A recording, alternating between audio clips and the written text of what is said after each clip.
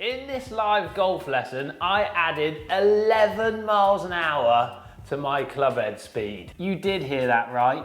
And I got a personal best swing speed. Recently, I went to visit Steve Furlonger, one of the world's leading golf coaches in ground force reactions and world long drive. Now, I know a lot of golfers down that lens get confused about numbers, data, golf terminology, but don't worry, me and Steve are gonna explain things as simple as possible and give you some simple golf tips to help you increase your club head speed, helping you to hit longer golf drives, helping you to hit the golf ball further, helping you to hit bombs. This was so much fun. I learned a lot and I hope you can take away these simple golf tips and put them into your game too. I've added chapters in this video, so if you want to go straight to the nitty-gritty of the golf lesson where we start to change my golf swing, go for it, click on the chapter below, but this is a full lesson structured on driving distance. And there are so many golf tips and golf drills throughout the whole video, I wouldn't be skipping any of it. Let me know in the comments down below, what is your average driving distance and what would you love to get your distance or swing speed number to? Also, whilst you're down there, make sure you hit that big red subscribe button if you're enjoying the channel. Hit the thumbs up if you enjoy the video, and don't forget to turn that bell on so you get notified of when I upload all my new videos. 11 miles an hour, even with these pins. So ping a few out there, 7. Let's get some data up. We'll grab some force plate stuff there as well. So strike tendency with iron. Bit toey as well. It gets toey. Yeah, same with everything. Okay. Toey throughout, I would say. Rarely heel anything.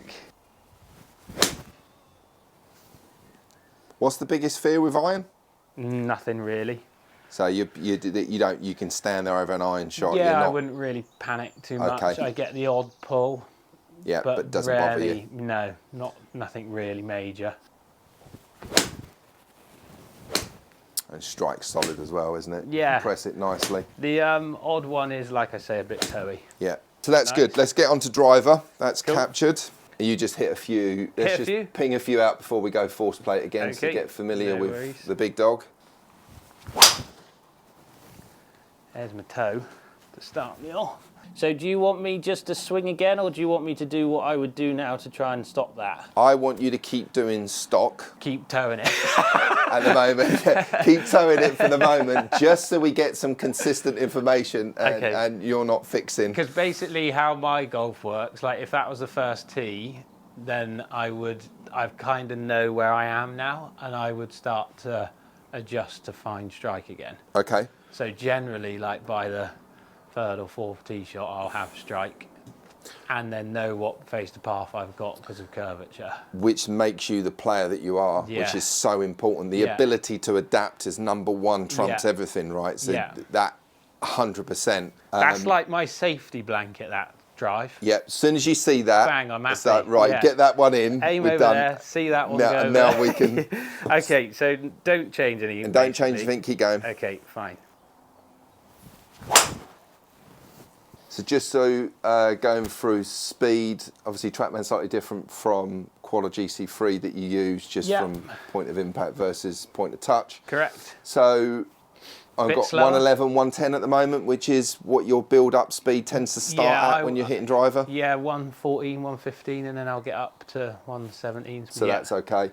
Attack angle negative, is that correct? Might be. Okay. I have to work hard to get it up. Okay. So as soon as I am seeing negative, that's not like that's typical because you will. What is it? 1 down level? I've got a 0 to 1 up to then a couple of 0.4 negative. Yeah. So it will hover around and then I'll do again stuff once I've found strike to move it up. We'll talk a little bit more about the delivery side of things, the numbers a bit later, and what could be the best route to optimize from a launch, attack and spin profile on the ball, what could help a lot more. So I definitely think there's mileage in with tweaking that, just knowing that attack angle and loft that you show at impact how that's going to affect the spin, and if it is curving, how it's going to curve less because of it. So I think there is a journey in that, but then that's a different conversation. Just from a force perspective, even from what you sent me of your previous data, I'm already seeing the values, the peak values of your force similar.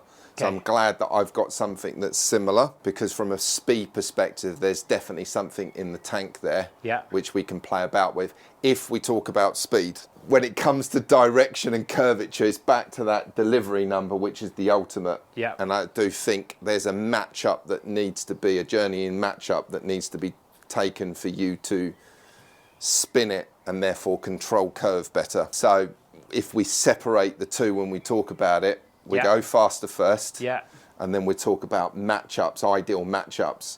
So then that kind of matchup session, face the path, launch, all that stuff is done separate from you trying to get speed up, because there's immediately something that I'm going to get you to hit some harder shots in a minute, just to see what you do differently to what's stock.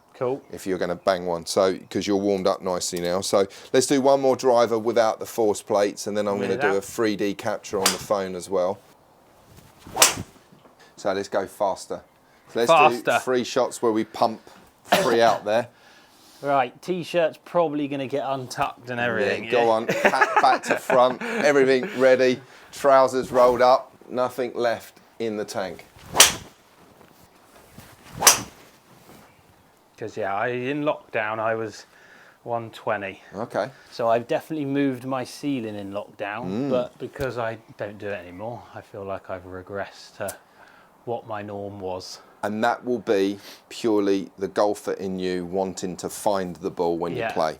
And you just will get slower. If you went back and had some sort of protocol, let's call it, they are speed shockers, neurologically shocking the system to go faster. If you just did that, it will bring the speed, the organic speed back up again. And I think that this is where it's quite important that you have, you know, we talk about it, those 2 10-minute or 2 15-minute sessions, that you work on the 2 important speeds, club speed and ball speed. And you raise the club speed on week 1. And then on week 2, you raise the ball speed, so you find the center of the face. The brain, the brain gets used to body moving faster. Because the goal is club. The brain then gets faster moving body and club to get the ball to strike the center, ball speed. Then we raise the ceiling again, neurologically get rewired, get used to speed, find the face, used to speed, find the face. Give yourself a chance to work out how to move faster. Give yourself a chance to make speed work for you and find the face. For amateur golfers, those that are watching this, be very, very careful. Obviously, from an injury standpoint, don't go out and, you know what, I can do 20 minutes of smack. No, 10 minutes. From a stamina perspective, you've got to build it up anyway. So we start 2 times 10. Then we might do 2 times 15 in 4 weeks' time. Then at most, it might be 2 times 20. Okay? Keep that going. Respect speed as it is, train speed as the skill. Speeds, that one 117, so we notched that one up there. There you go. And strike was decent on that one as well. Yeah, that one went straight, didn't it? I think. So interestingly how your path changes and your attack angle changes as well. Yeah, it's gone up. I definitely feel like optimization, it's just all of a sudden, it just looks cleaner. The dynamic loft, the launch is different. I'm looking at that and saying, why are you doing that more often? For God's sake.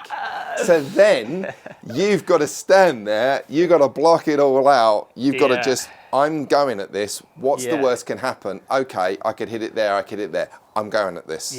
And is there scientific anything to prove that slower, more controlled is more accurate, faster, letting the club kind of work what it wants to do, let the body move freely, just give it a smash and that's it. There's nothing really to prove that. Holding it, controlling it, steering it, is it any better than freewheeling it, letting it go? That's where building up data will help people as well, and collecting stats and things, not only just course ones, but like if every time I hit my launch monitor, kept the data on smashing driver compared to soft, I would work out that my standard deviations are X and Y with both. So 100%. if they're the same, why are you not just smashing it? The tracking is key, Yeah. and let's call the scatter plot, all the little dots on the outfield, the bird's eye view that we see of where it's gone. We take that kind of scattered plot of all the shots, and then we picture that, dropping that on the golf course. And actually, you know what? I could, if I aim that over there and take that, and plot that one there, that can work. Or whatever, yeah. We're capturing now, aren't we? So I need to stand still. Yeah, so this one is a capture. Okay, so let me get my wriggles out of the way. Get your wriggles, get all of that stuff. Okay, ready? Yeah. Hold. Double all out. Ready. Oh, that's a bomb as well, look. So we could probably just conclude this lesson right now. We don't need any of that. Just hit it as hard as you can. And don't worry about where, yes, except it can go left or right. Acceptance is the key. Just bloody hit it, right? Yeah. So from a force perspective, you are creating more force.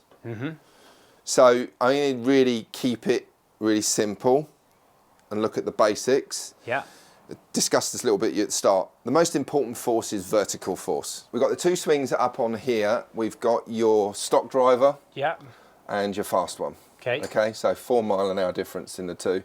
Interestingly, straight away, and I see this with all faster players, wider stance. So you just see it here to here. If we were just to look at the measurements, you know, just that extra inch and a half.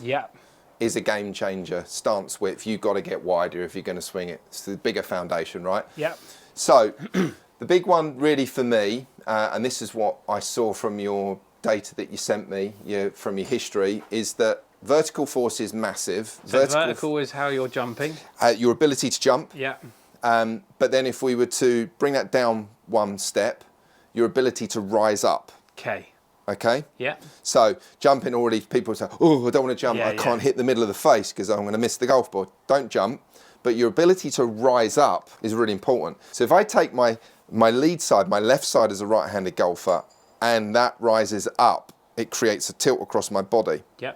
So this ability to create tilt across the pelvis, across the shoulder line, across the rib cage, gives me the ability to pull on the handle. If you pull on the handle, the head kicks forwards. Okay?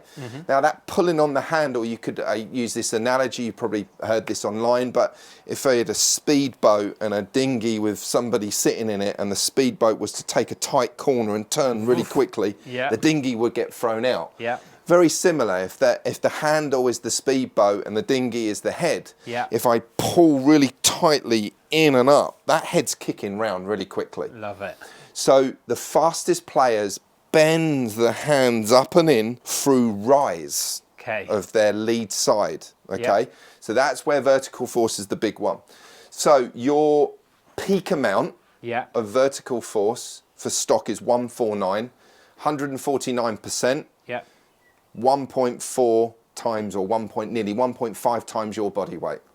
Okay, you're 70 kilos, work that out, it's about 100 kilos of force into the ground. Is that a lot?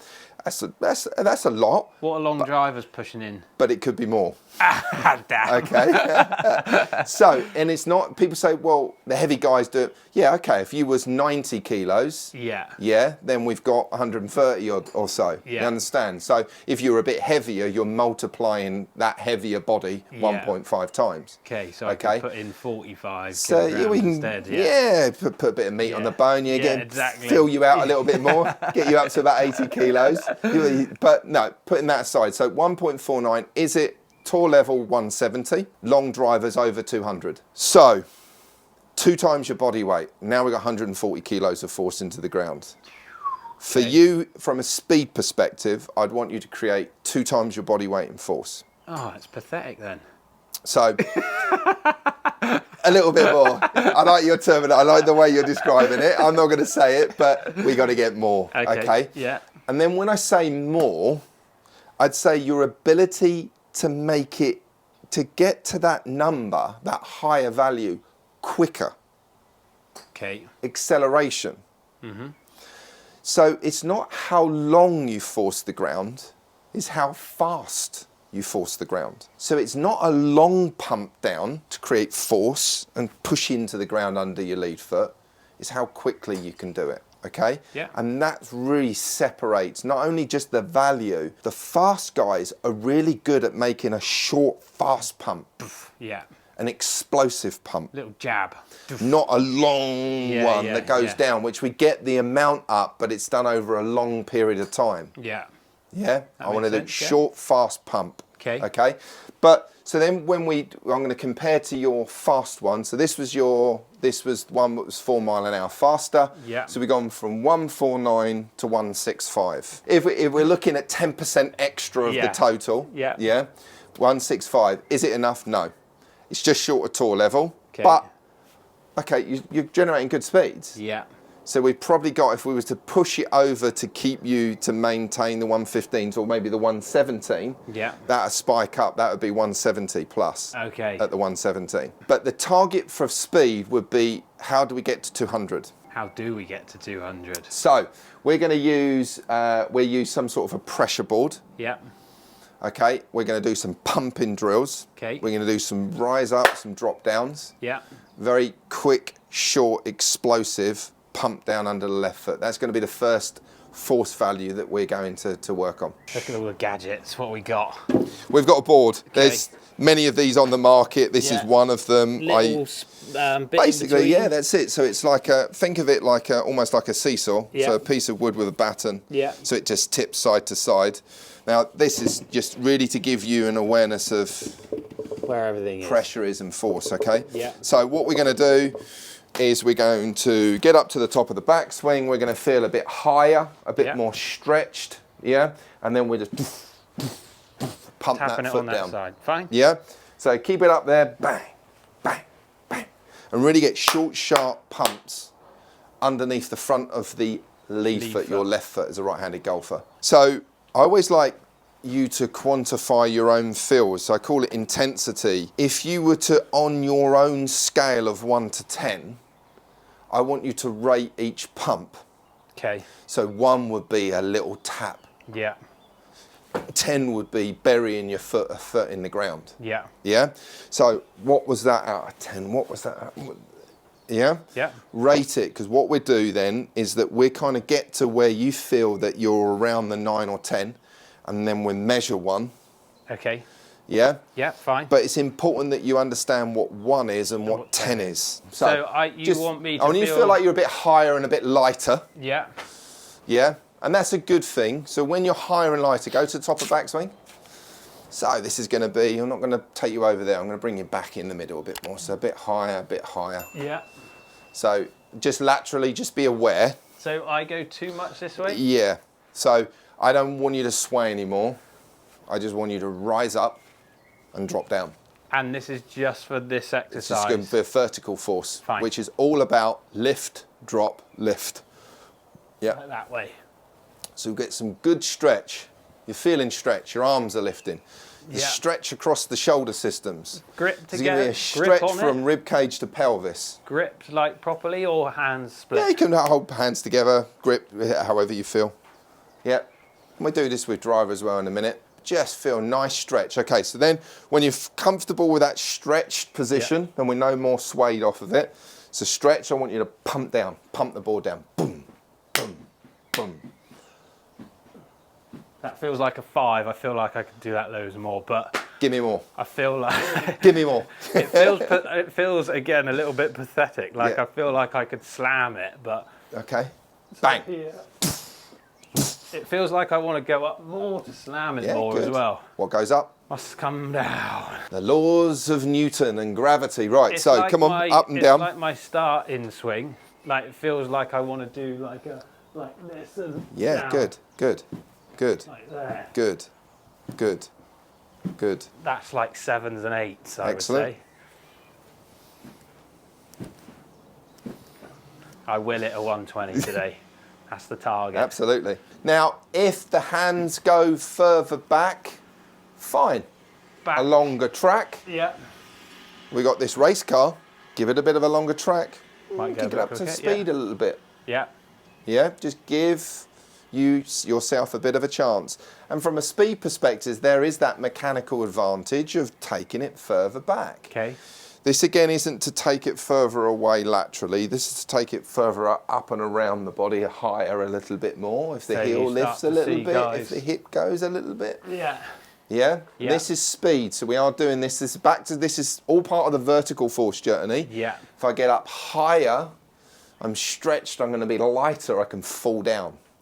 And that ability to go down quickly and press under that left foot quickly. Yeah. Good. There we go. Boom. There we go. Boom. And you want it quick as well, don't you? Yeah.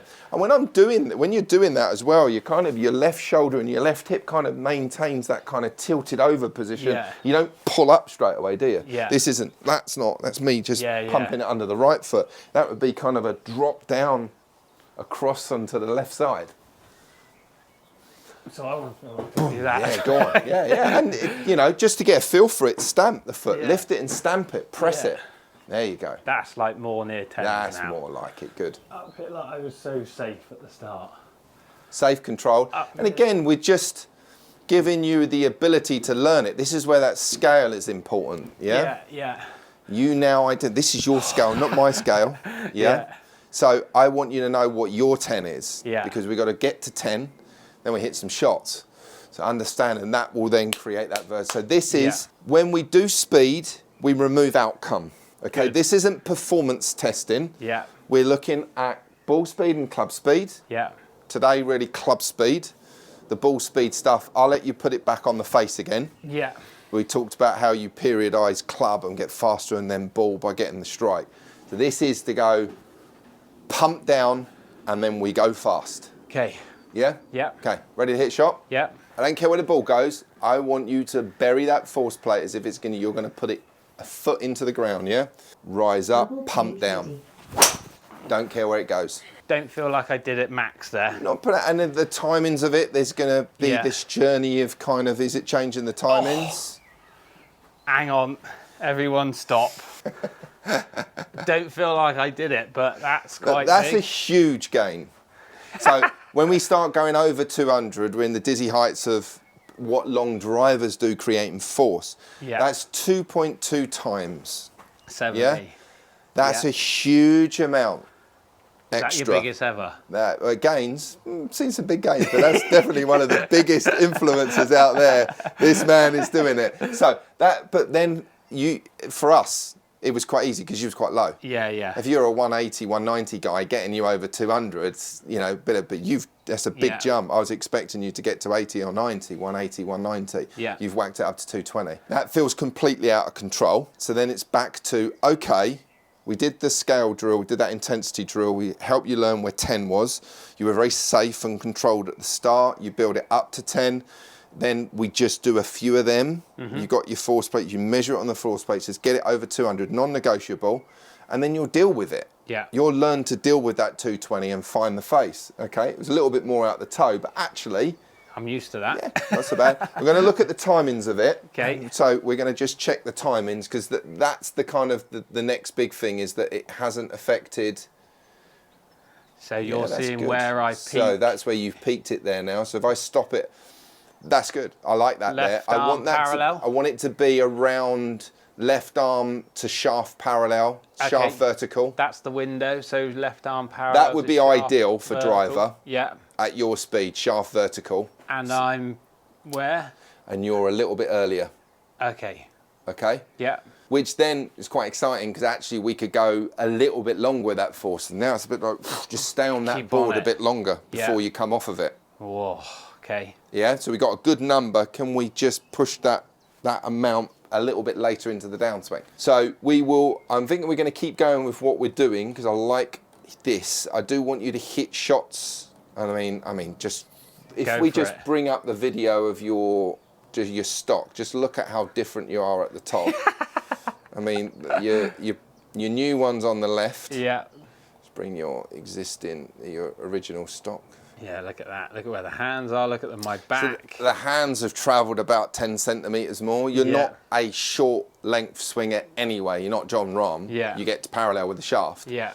But you got the hands round the clock. If we said your hands were kind of just shy of 12, you've got them you know, at 12:15. Yeah. Around the clock, which is good. So longer, you're more stretched. Look at your vertical position. Yeah, higher up in the background on that picture. Yeah. Look at where my hat is. Look at where my hands are touching the roof. Like, yeah, a lot higher, isn't it? Okay. So now we've got to get that out because we haven't seen the club speed yet. So we've got to transfer that into club speed. I'm interested, there's a bit of the other data behind the scenes that I'm going to be looking at in a little bit as well. From my perspective, I want to see the hands reaching peak speed. Okay. And then your ability to rotate the grip and get it out to the head. Very good. Because I want you to feel as if you're going to whip the club. I want you to whip the head. Yeah, so I would say that this is where old me is more handle draggy, that way. Which is handle speed too late. Yeah, can't let go of it. So, Throw it. Like to change what I used to do, it was like this. Yeah. Throw that thing. Yeah.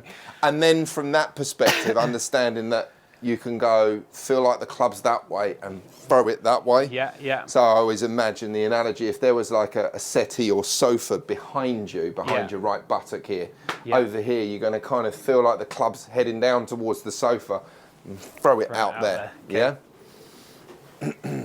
Go on, pump and smash it, whip that club. Pump and throw.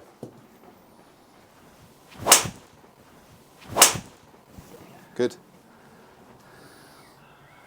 119. 1 mile an hour more. One more. So that's good then. So part of that throwing action, whether you feel like it's kind of being thrown around the corner or thrown up and out to the right, release that club, make it whoosh. Get the club head to swing fast. Down there. Go.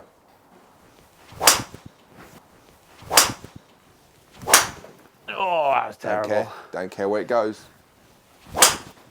Good. 118. Need a 120 then. Come on, we had 119.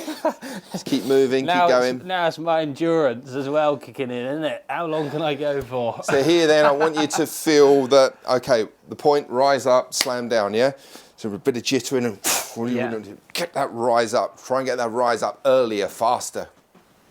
Oh, I don't think I released that quick enough. But I felt like the down was better on that one. Yeah, good, 117. Good. Striped. 119 again, 118.9. 1 mile an hour in, come on, just one. 1 mile an hour is so hard sometimes, isn't it? This is in lockdown where it's like just one more, and you just get knackered. And this is where we can get kind of, when we get, you know, speed sticks like Super Speed, this Rip Stick, this Stack, there's some brilliant systems out there, right? The light ones, we tend to swing faster. Yeah. So they're good because they really do, because it's easier to do it. When we put the load on it, it's harder. So it's just blending the light and the heavy, the right amount. But if you was just to get that light stick and swing it 6 times, then hit your first tee shot, you'd get some gains. Yeah. Because it's just that, it's just shocking the system neurologically. Oh, I can go that quick. I can cope with that. I can deal with that. Yeah. And it's actually really difficult once you've learnt to move faster to actually move slower. So it's kind of wired in. It's already kind of saved in that on the database, that memory of the brain of I can move like that. Absolutely. Yeah. I'm hitting it pretty straight on. And again, this is the fun. If you tied this to speed, fun. if you had 10, 15 minutes twice a week, you could have fun smashing it. Yeah. Just working on this one drill alone. And I think that's what the guys down the lens can take away from it. If it is something fun, then add it in. Like, I enjoy going to the short game because I'm quite good at it and mixing up shots and stuff. It's fun. Like, you get this in your routines and start finding it fun, like, you're going to start gaining pretty quick. Absolutely. If you're doing the right stuff. Absolutely. Oh, big toe. Whoa. Ooh. Get up there. Oh, 119.1. Now we got the 0.1 out. That makes all of the difference. That was the grunt. Let's go with, I want you to get, okay, this swing, I want you to get it furthest round the clock. Yeah. Yeah? Long. The highest and furthest round the clock you can get it. And this is going to be part of that, getting light and stretching and unweighting and getting, that's it. Go on.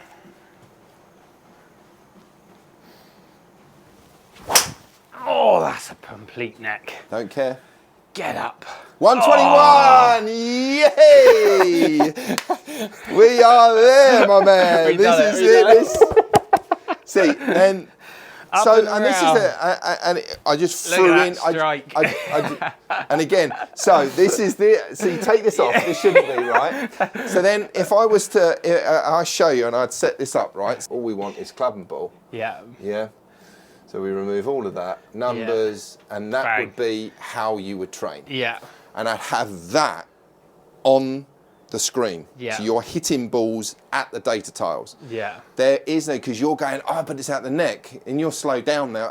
No, this is speed. Constantly scared, aren't they, golfers? You're scared of, but this is a speed session. This is your 10-minute window to go as fast as you can, have fun, all out, right? Yeah. So that's it. It's not, the performance stuff comes later.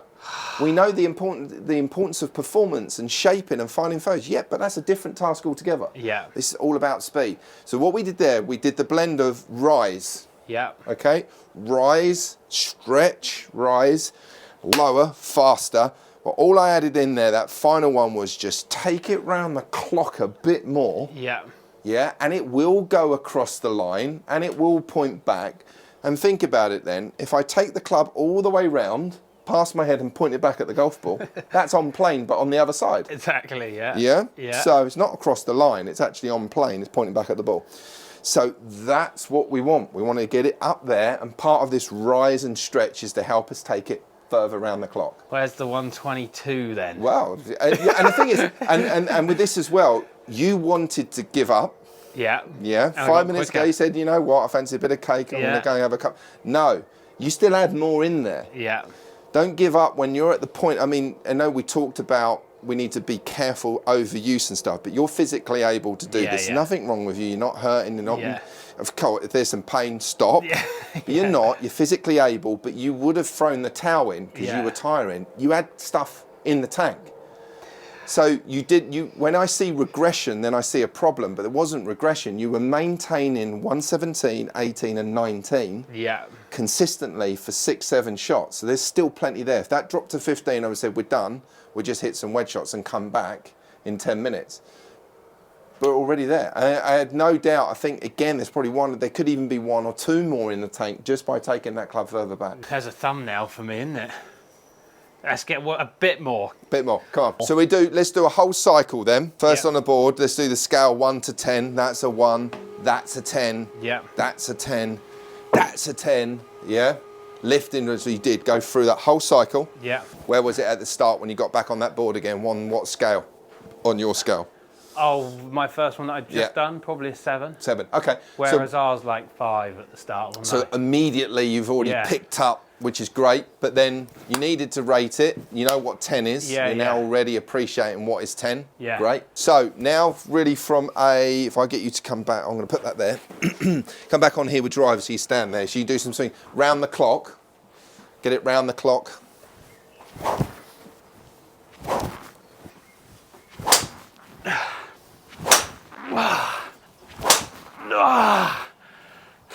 The sound effects. Sound effects. This is what we want. We're going to hear the screaming, the war cries of speed. I don't want to put everyone off on the 9th hole. Round the clock, far as you can. Rise up, drop down. Good. Quite, I'd say that because of this little drop that we've had, it would be, okay, we wanted to do the full circle again, just really for camera to understand what we did. We'd push it back up. Do you think I'm done now? Is that where you're getting at?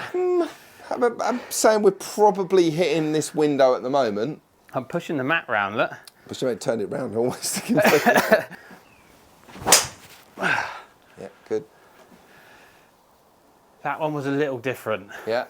What did you feel different? Because I feel like when I'm going up, I'm doing this too soon, I feel like. I don't feel like I'm going up. So that means that will shorten your swing. When you go down, you're not allowing that final bit of stretch. So that one I felt like I went up and then started to push rather than up and... And you did do that on the one before because we'd built up to that. Yeah. So let those arms run and stretch and complete that downswing. That's going to affect club head speed, that strike. Yeah, but look. Oh, yeah? yes. So you're right, you were just doing it a little, trying to get the press too early. Too early, yeah. Wasn't allowing that full stretch. Yeah. You were kind of lowering. Yeah. And beginning that, let it go. So I'd say you wasn't getting as light and as stretched as you could. Yeah, like up here. Stretch, let it complete, let it go all the way around the clock, let the arms travel back. Yeah. So the way my shoulders work, I can make my arms travel from my shoulders, not only vertically, but horizontally. You got to get that kind of big stretch in the shoulders and across the shoulder systems. Great. Wow. That one is straight. Was and so this is, and the good thing is here, if you was tracking this and writing this stuff down, in your mind you felt the difference from the fast one and when it slowed down. I don't feel like I'm quite, okay, yeah, we're bouncing this stuff off. Yeah? But it's not to just push the panic button. Yeah. It's just to stay in the process and the cycle. And this is what you get when you're with your coach. You do this with the coach and work through this, but not immediately just panic. Oh no, I must be doing something, I've got to check. No, just keep going. Yeah. And we worked it out. You felt it, absolutely. I saw it, you felt it, you communicated it. We did it, we worked back. And it was the stretch. You got to complete that stretch and allow that club to carry on going round before you begin the slam. So we get the highest point of the swing. And we just show this here then, so just take the screen back. So we got, I mean, from a strike perspective, it was a decent strike. You'll get it closer to the face if you carry on with speed and learn. If you did a ball speed session after, not today, but you did it, worked on ball speed next week after doing another club speed session this week, later on in the week. Yeah. We'd bring the ball speed up, that would be the objective. But look at that. Yeah. Yeah, and I mean. Straight. Absolute strike. And interestingly, you was hitting sort of your fast ones with fades. Yeah. And that was a draw. So from an attack and a release, we got that swing direction out. Yeah. And knowing that you must have that swing direction correct to start to net what the attack angle of the club is doing. Yeah. And the attack angle is so important for you because that's back to the dynamics at the start, what we talked about. When you start hitting down, you're changing the spin-off profile of what the ball is seeing. And we get it up, it's going to squeeze that spin off a little bit so we don't get that spinny one that then with its curve is kind of spinning off. Yes. We don't want that. We've got to control that spin. And it's so important. So what you're doing is actually helping. Yep. Give yourself time, do it enough, blend it with some performance. Yep. Take it to the course, prime yourself, get ready. Yep. I'd almost like, if I was standing in the crowd, I would want to, in my eyes, know that you're going for the bomb. Yeah. I want to see you priming. Yeah. If you're standing there like... Yeah, waiting for them to clear the green or whatever. Yeah. Swinging fast and stuff, Yeah. All these moves that we're doing, all of a sudden I'm doing that step-in, that intensity press drill. Yeah. Already just doing that, right, I want one of them. Yeah. Stand there, pick the shot, one of them. Whack. So that's in Kent. What was interesting as well, just quickly, is that I nearly gave up again then. Yeah. And said that I feel like I'm done again. Twice I've said that, and twice I've got fast again. So I think that there is that. Very interesting. Just push yours. Yeah. This would be Matt. Push your boundaries a little bit. Yeah. Because there is still a little bit more in the tank. Stop giving up so easy. Yeah. Just give it a little bit more, but. And then from here on, just get the appropriate sessions in at least twice a week. Yeah. And teach your body how to move faster with these new moves, working on that important vertical force move. Awesome. 120. What do you reckon the target should be? I think you should set it for 123. And then push to possibly, if we said 125 was the ceiling, let's get to 123, then we get to 125. I think you probably do that over 3 or 4 weeks. And then stock would be stock like would then be pulled up. So you were kind of 117, 110, 111. Yeah. We had 120, which stock would move up to kind of 115. Yeah. Went to 125, stock would be 117, 118. Yeah, and that's... So we're just pulling, because you have this top speed ceiling, Yeah. and then game speed that sits underneath. Yeah. So this speed reserve. So when we lift the top speed during the speed training, the game speed goes up. Yeah. And even if I was just to do a one ball test now, went back to stock, your stock would never fall back down to your 110 that you started with. 125. 125. I'll message you when I've hit it. We'll celebrate. Thanks very much, Steve, for your Good to time. see you, Matt.